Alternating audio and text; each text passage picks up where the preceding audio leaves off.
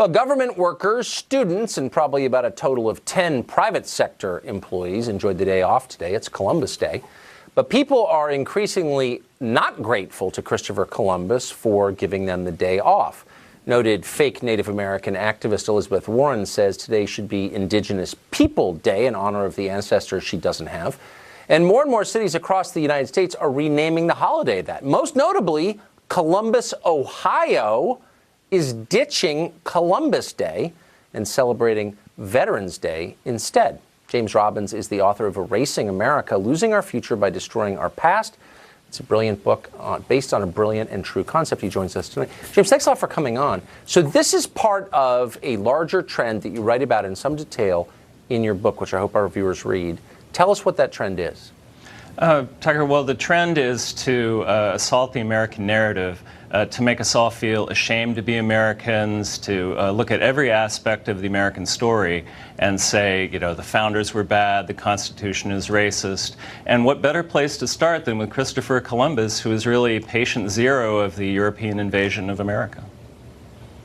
What is, I couldn't agree with you more. That's clearly the thread that ties all these stories together, trying to delegitimize the country we live in. But what's the point of that? Why would they want to do that? Well, I think the point of it is if we feel bad about our country, if we feel bad about the past, then they can rewrite any kind of future they want. I mean, the progressives want to turn the United States into a socialist country.